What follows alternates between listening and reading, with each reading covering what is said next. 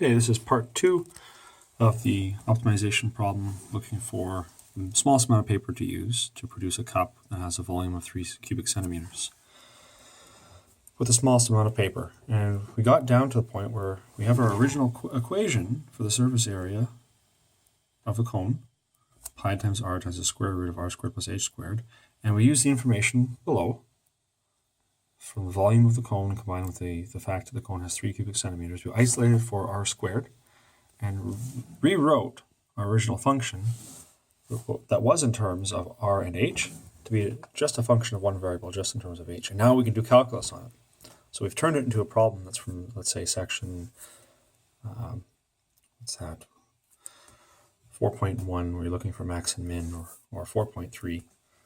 So we've turned it into one of those. Now we're going to do a prime. Take the derivative of this function.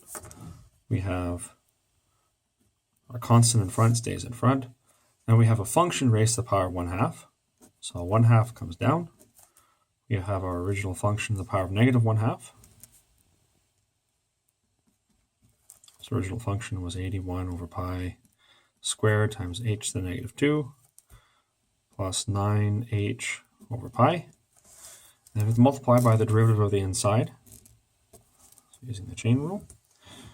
The derivative of 81 times h, 81 over pi squared times h to the negative 2. 81 over pi squared, that's all constants. We have a constant times h to the negative 2. We take that derivative, we get negative 2 times the constants that were there, 81 over pi squared times h to the minus 3. And then when we take the derivative of the next term, we have 9 times h over pi. 9 over pi is a constant, 9 over pi times h. Take the derivative of that, we get the constant, just the constant term, so 9 over pi. It's like taking the derivative of 3 times x is just going to be 3. Instead of 3, we have 9 over pi. Instead of x, we have h. We're taking the derivative with respect to the h as a variable. And then we're going to set this equal to 0. And let's rewrite it.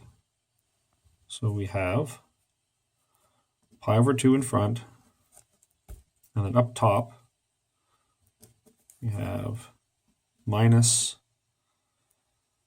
162 over pi squared times h to the negative 3, let's multiply the negative 2 through, plus 9 over pi, and then divide by, so we're turning power negative 1/2 into 1 over square root of 81 over pi squared h to the negative 2 plus 9h over pi. And we set this equal to 0 and solve. So we cross multiply the denominator across times 0, divide by pi over 2, and we have, wanting to solve for, minus 162 over pi squared times h to the negative 3 plus 9 over pi has to be equal to 0. Bring the negative over to the other side. So 162 over pi squared and 1 over h cubed equals 9 over pi.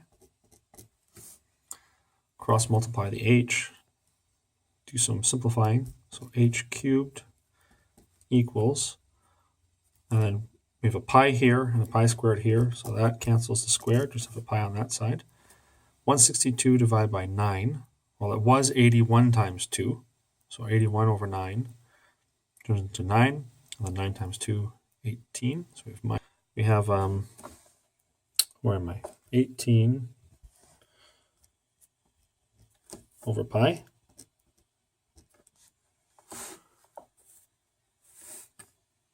So h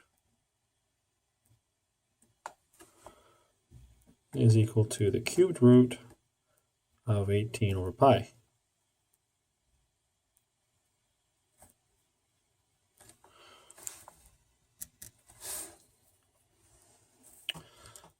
Okay, now we're not quite happy yet. That's just h.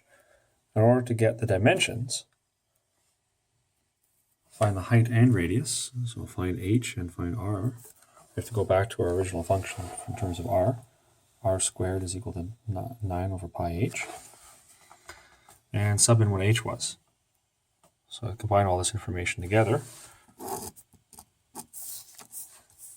So we have r equals the square root of 9 over pi h equals the square root of 9 over pi times that value of h, cube root of 18 over pi.